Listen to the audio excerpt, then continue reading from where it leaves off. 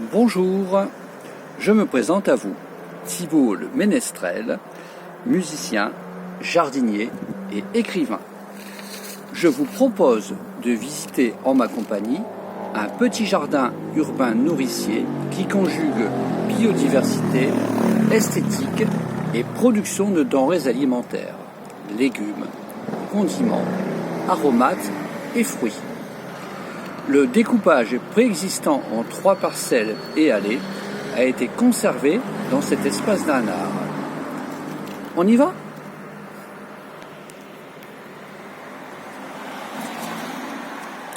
Au bord de la voie publique, un ancien parking a été réduit à ses plus judicieuses proportions et présente un petit espace fleuri avec une mini-rocaille.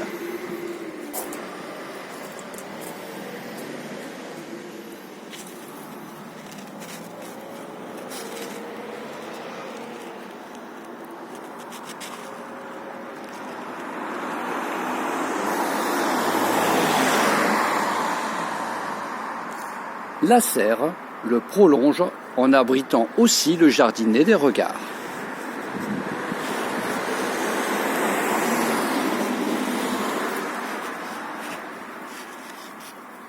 Le premier carré regroupe des plantes ornementales ou officinales. Rhubarbe, pivoine, figuier, hortensia,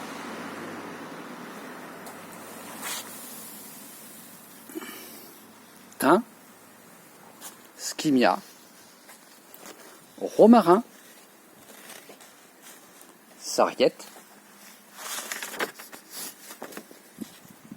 alquequenge, sédum et iris.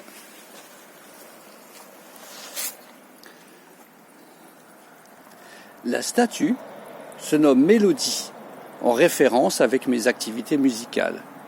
Elle semble se rafraîchir auprès du bassin. Celui-ci abrite une grenouille dans la végétation de nénuphars, roseaux, géranium palustre et prêle japonaise. Un crapaud niche aussi dans ce jardin et vient à l'occasion prendre un bain. Le bassin proprement dit a été fabriqué avec un bac à douche recouvert d'un lit de briques et surmonté d'un liner. Il permet à ce jardinet d'être un écosystème complet. J'ai tiré parti de toutes les possibilités de l'endroit. Descente de gouttière pour la récupération des eaux pluviales, grillage de clôture habillé de plantes grimpantes, hippomée, haricots, clématite, concombre. Le nécessaire composteur est à l'endroit le plus discret.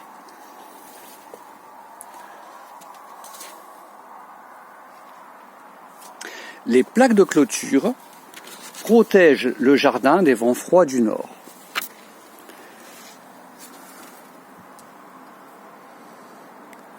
Ainsi, arbres fruitiers, vignes prospèrent. Les tomates, malgré un été pluvieux, ont réussi à produire de beaux fruits.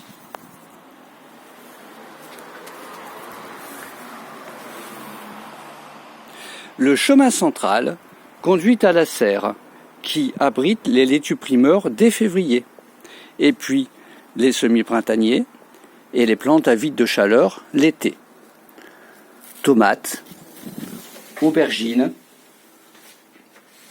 piments, poivrons, endivelave. Beaucoup de produits de récupération ont été utilisés pour l'édification de ce site. Bac à douche, carreaux de terre cuite pour le chemin et pour la rocaille.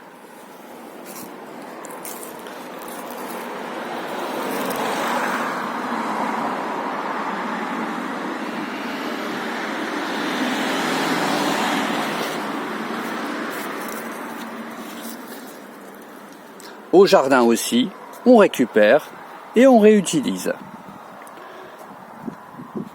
En ce qui concerne les herbes sauvages, je tiens à dissiper un malentendu. Il n'y a pas de mauvaises herbes. Il n'y a qu'une perception de ces adventices. Ces herbes folles se développent là où il est nécessaire qu'elles apparaissent, là où il y a un déséquilibre, un manque. Et la nature gère cela pour rééquilibrer le sol. Il est donc nécessaire d'héberger des plantes sauvages et ou mellifères. Joignez ainsi l'utile à l'agréable. Ortie,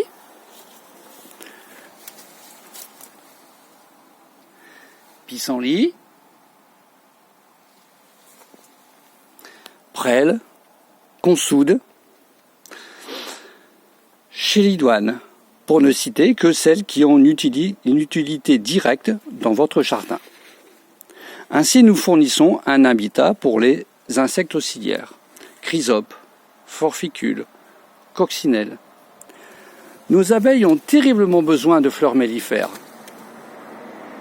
Chacun de nous peut leur offrir dans un coin ou même dans un pot thym, sarriette, menthe, hysope, sauge, pour ne citer que celles-ci.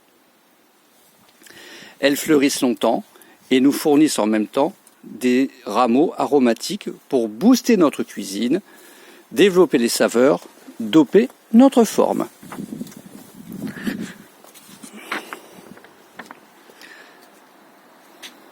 Les roses trémières, les capucines, les soucis, les bleuets, l'hibiscus les attirent immanquablement pendant toute la période de végétation. Il est si facile de créer des oasis de nature pour les insectes. Le balai des cirfes, papillons et bourdons est aussi tellement beau. Vous l'aurez deviné, je n'utilise pas de désherbant. Je cultive ce jardin dans le respect de l'environnement et de la santé de tous, sans aucun produit chimique. Si vous souhaitez des conseils pour créer un tel jardin chez vous, je vous répondrai avec plaisir.